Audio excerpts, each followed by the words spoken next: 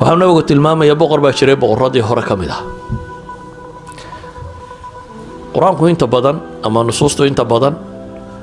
ma tilmaamto qisaska sidan bini aadamku sheekada u qoro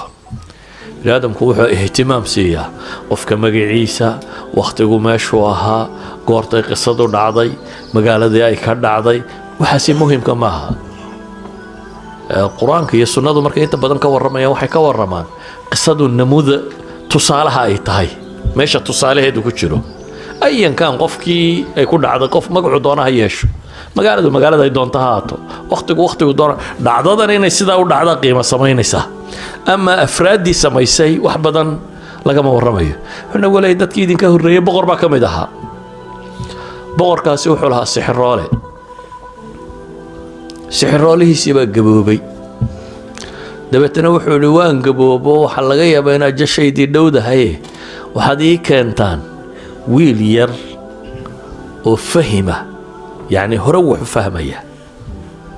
oo fatin ah intelligent ah oo laqin ah yacni daakiradiisu fiicantao wixii loo laqimo qabanaya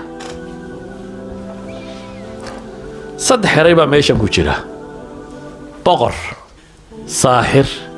iyo wiil boqorrada daalimiinta inta badan haddii aanu ilaahay xoog ugu xidhnayn bini aadamku inta badan qaybka uu ka baqaa maqanaha dabeetana wuxuu u adeegsadaa markii aanu ilaahay ku xidhnayn caraafayn iyo faalfaalin iyo waxa kan waxaa laga yaabaa dadku inay moodaan berigii hore zamanuljaahiligii ee imika technology alla kuwa technologyga adeegsadaa wadanadan hadda dowladaha waaweyni ka jiraan ayaa caraafiinta iyo kuwa qaybka ka warramaya waxaana guryaha cad iyo guryaha cas iyo guryaha la sheegayo dhan waxaan aad ula yaabay oo ka warramaya Jack Chirac xukumi jiray France Afrika sano madaxweynaha ka ahaa ayaa waxay yiraahdeen ceeba hadda la soo saaray waxa ka mid ah niman madmadow Afrikaan oo kuwan faaliyaaba intuu Afrika ka keensaday intuu madaxweynaha ahayo dhan guriga madaxtooyada ay deganaayeen budgetka dawladana waxay ugu qorayeen la taliyayaal mustashaarin inay yihiin madaxweynaha waa faaliyaashiisii si dawladdu lacagta u siiso waxay yidhahdaan maanta hadan aynu joogno dunida jaraa'idka iyo waxa la iibsaday ugu tirada badan leh waxaa ka mid ah kuwa faalka iyo buruujta iyo xidigiska iyo waxa ka warraba marka khuraafada bini aadamku inta badan kama tago haddaanu caqiido saxiixa yeelan walow uu cirka u diro gantaalo waxaa la tilmaamaya xadiidkani markaa boqortooyadaasi inay lahayd niman faaliyayaal oo wuxuu sheega faaliyahii waxaa kaloo xadiidkani tilmaamaya dadka ahlu baatilka ahi si iyana ugu xidhxidhan yihiin baatilku inuu waaro oo sii socdo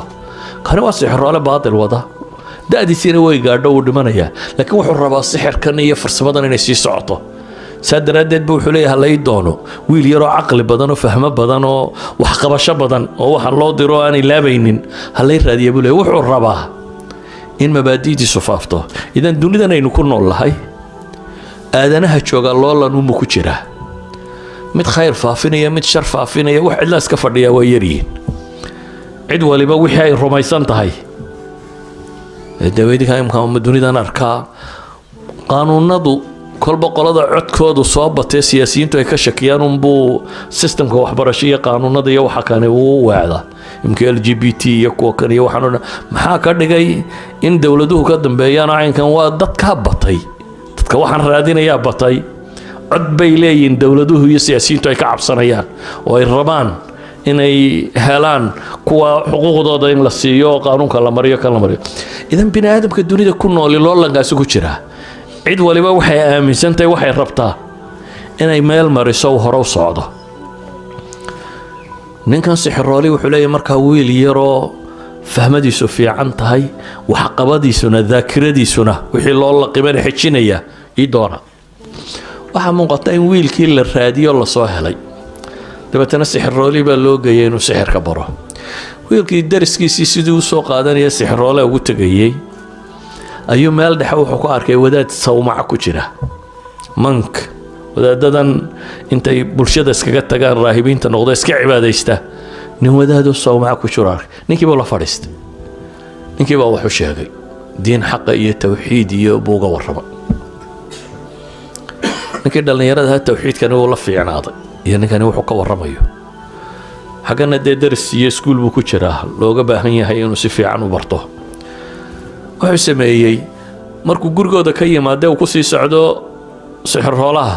wuxuu la sii yaro fadhiistaa wadaadka xoogaa buu ka dhigtaa dabeetana wuu dhaafaayo wuxuu tagaa sixirrooliisyo uu ka soo dhigtaa markuu sixirroolaha ka soo noqdo ee uu guriga ku sii socdana waa la sii fadhiistaa wadaadka waxoogaa kaluu ka sii akhristaa dabeetana gurigoodii buu tagaa sixirroolihii baa wuxuu dareemay wiilku inay yar habhabsaamayo wakhtigii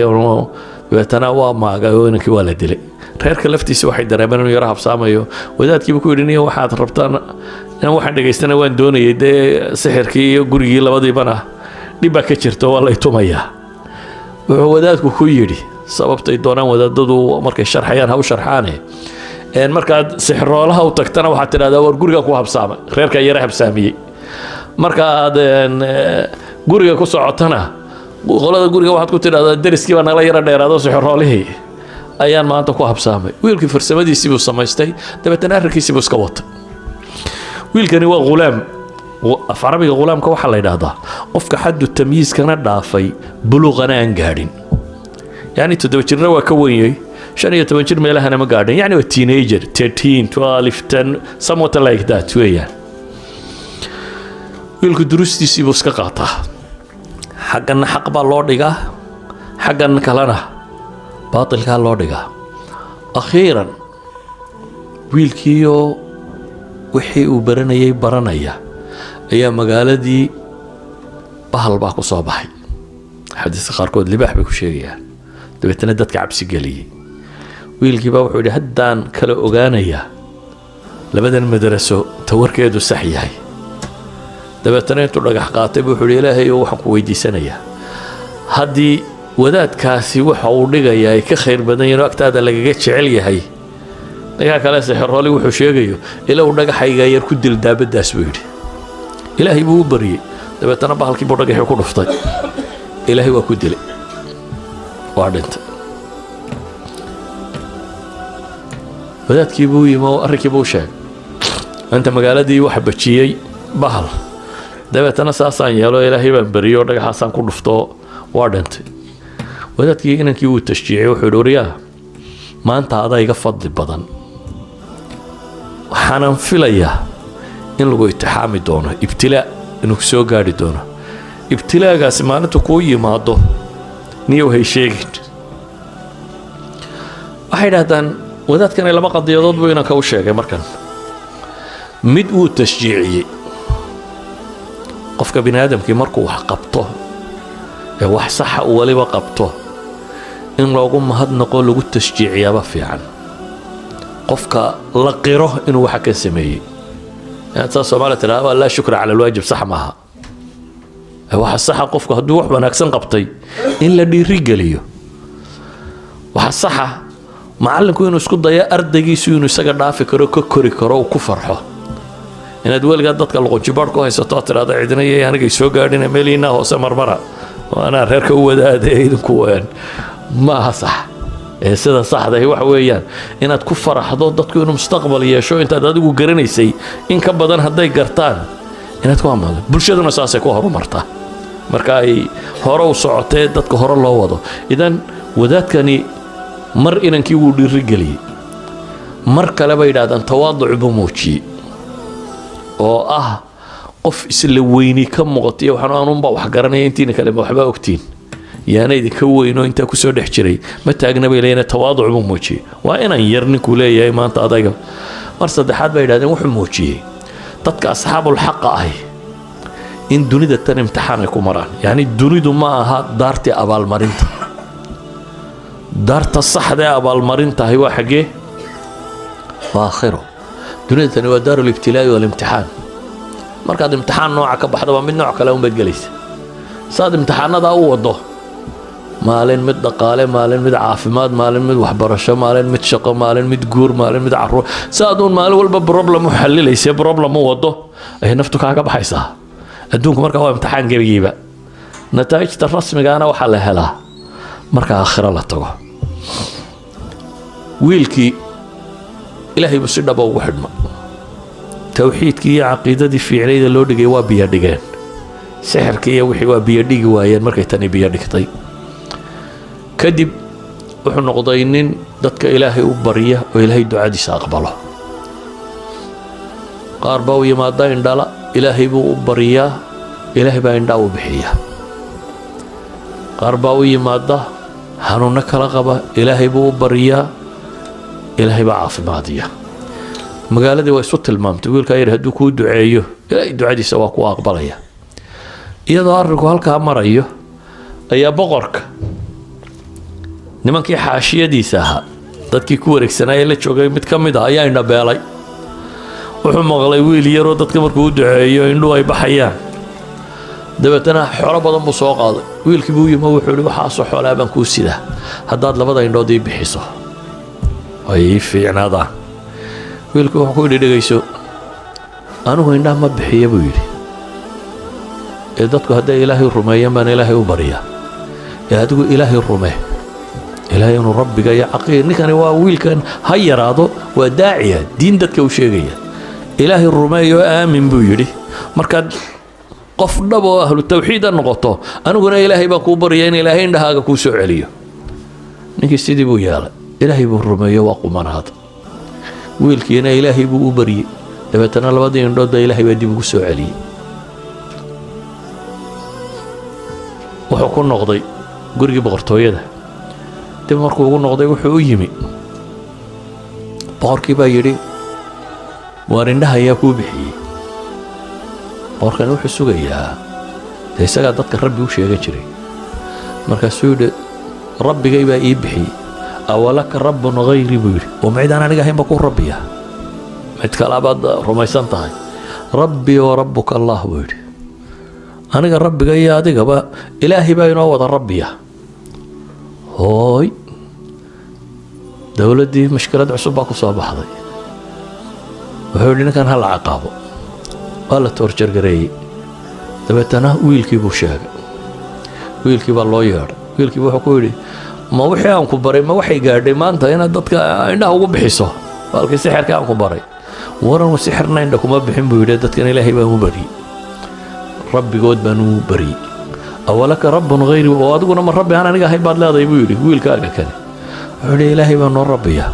isna ha la toorjargareeya baa la yidhi, oo wadaadkii buu sheegay.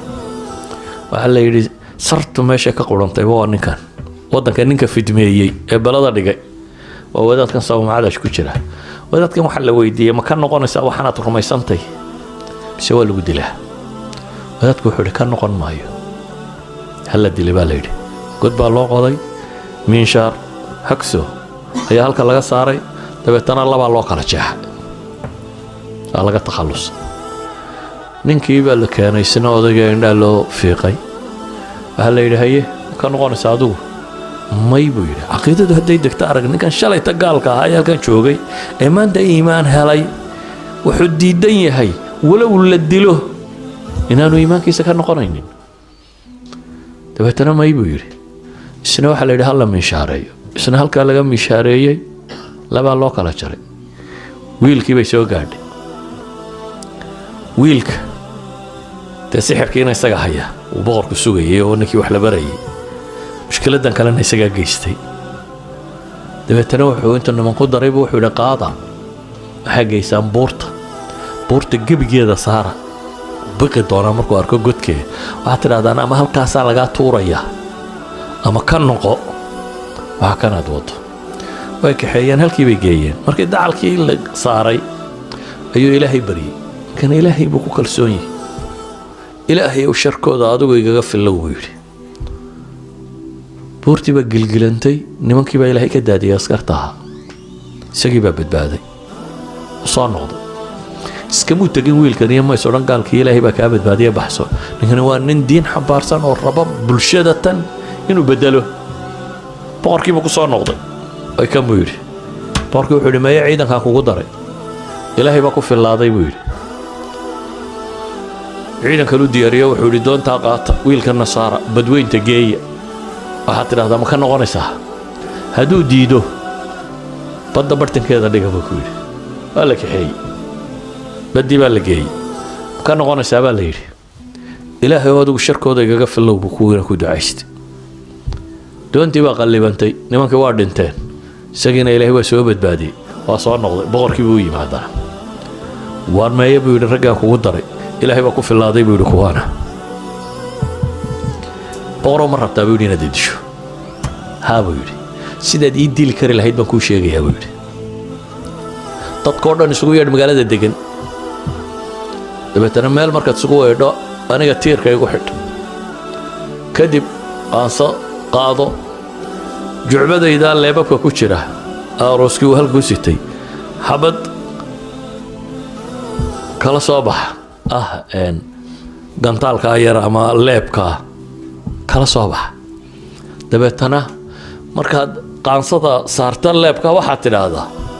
bismi illaahi rabbi alghulaam magaca allaan cuskaday ghulaamka rabbigiiya intaa dhe buu yidhi markaasubaad ii dili kartaa si kaleood ii dili kartaa ma jirto dadka muxuu ku leynayay ilaahay baa noo rabbiya soo maaha laakiin nimanka siyaasiyiinta hadday dantoodu gasho markaanu iska odhanaya dadka wuxuu ku leynayeen waxaan waddadii ku dhinteen ilaahay baa noo rabbiya buu dadka ku laayay iminkana wuxuu rabaa inuu inankan dilo laakiin dantii waxay ka gashay inuu yidhaahdo maxay bismi illaahi rabbi alghulaam dadkii oo dhan buu isugu yeedhay meeshii baa wiilkii lagu xidhay sidii uu sheegay buu qaansadii u qaatay dabeetana waa bahashii waa ku riday wuxuu ugu ducaystay magaca allaan u cuskaday oo wiilkan yar rabbigiiya leebkiibuu ku ganay halkaasuu kaga dhacay dhafoorka wiilkii yaraa halkiibuu wiilku gacanta saaray waa dhintay magaalada dadkii joogay waxay idhahdeen wiilkaa mar haddii laba dili kari waa in rabbigii loo cuskada mooyaane aamanaa birabbi alghulaam bay idhahdeen marka annaguna wiilkani rabbiguu rumaysanaa ayaanu rumaynay bay idhaahdeen boqorkii baa loo yimo waxa lagu yidhi wixii aad ka baqaysay soo maaha inuu diini faafto dadka diinta rumeeyo tii baa dhacday baa lagu yidhi wixii aad ka baqaysay wuxuu yidhi waxay yeeshaan magaalada sekad walba godad ka qoda dabeetana dab ku shida xaabada dugdhiga markay holaacdo guryaha dadka ka soo saaro waxaad tidhaahdaan ma ka noqonaysaan mise waa laydin gubaa wixii ka noqda sii daaya wixii kalena guba dadkii markii meeshii la tubay ee la yidhaha ma ka noqonaysaa may bay yidhaahdaan ilaahay baan rumaynay waa lagu ridaa